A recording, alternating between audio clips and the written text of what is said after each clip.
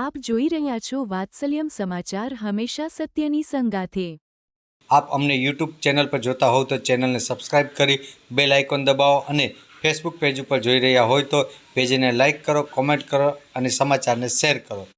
મોરબી જિલ્લાના હળવદ તાલુકાના ટીકર ગામે ગટર ઉભરાતા પાણી, રોડ, રસ્તા પ્રશ્નોથી પરેશાન ગ્રામજનોએ હંગામો કર્યો।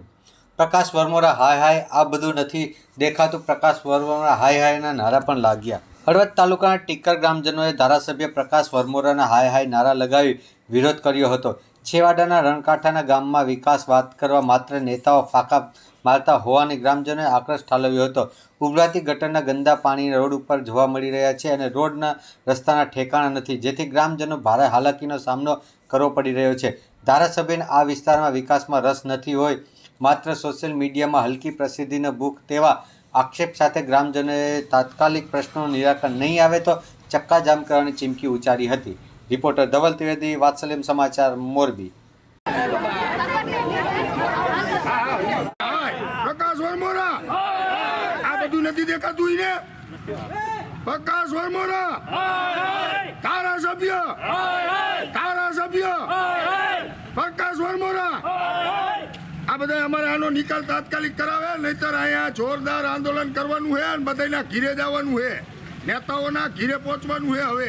હવે આ સહન નથી કરવાનું અમારે। આ નેતાના ઘીરે જવાનું છે, ઠેઠ આ ફરી ટેન્કર ભરીને લઈ જવાના, એના બંગલા આગળ ખાલી કરવાના છે, ચલવી નથી લેવાનું। આ લોકસેવા ઈ કરવા આવ્યા છે તો લોકસેવા કરો, નહીતર રાજીનામા દઈ દો ભઈલા, ઘર ભેગી ના થાવ। સમસ્યામાં અમારે આ રોડ રસ્તાની રોડની આ ગામ વચ્ચેનો રોડ છે, આખો મેઇન રોડ છે, બે બાજુ ગામ આવેલું છે, વચ્ચેથી રોડ પસાર થાય છે। મોટી અનલોડિંગ ગાડીઓ અહીંથી પસાર અસંખ્ય થાય છે સાંજ સુધીમાં, મીઠાની હોય, રેતીની હોય, બીજા લોડિંગ વાહનો હોય, છોકરાઓની સ્કૂલ બસ હોય। અહીંયા 1200થી 1300 તો છોકરાઓ ભણવાવાળા છે અને ગટરના પાણીઓ વારંવાર ઉભરાય છે। તો પંચાયત પાસે 100 ભંડોળના એવા પૈસા ન હોય તો સંસદ સભ્યશ્રી, ધારાસભ્યશ્રી, જિલ્લા પંચાયત, તાલુકા પંચાયત ક્યાંય ને ક્યાંયથી અમને આનો નિકાલ કરી દે।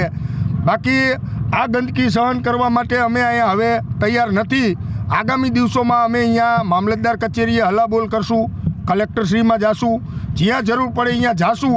અને ધારાસભ્યશ્રી અહીંયા સ્નેહ મિલનનો કાર્યક્રમ કરવા આવેલા હતા, તે દિવસે મારી રજૂઆત આ જ હતી કે ભાઈ અગરિયાઓને અહીંયા રણમાં અમને હેરાન કરે છે। અહીંયા અમારે આ રોડ રસ્તા ગટરોના પ્રોબ્લેમ છે। અહીંયા જૂના ઘાટીલાના રોડને કનેક્ટ કરતું એક નાલું છે, 3 વર્ષથી આ બંધ હતું। અગાઉ અમે દેખાડો કર્યો તો થોડુંક કામ કરીને વયા ગયા છે, તો એ કામ જલ્દી અમને પૂરું કરાવો।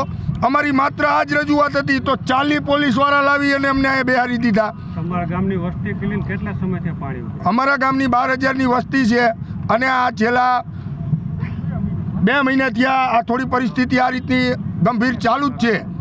તો આ બહુ નાનું કામ છે, બહુ મોટું કામ નથી। આ 5 લાખ રૂપિયા તાલુકા પંચાયતમાંથી ફાળવે ને એટલે હું ઊભો રહીને કરાવી દઉં। 5 લાખનું કામ એને મારા ગામ આખાને પીંજાવે છે।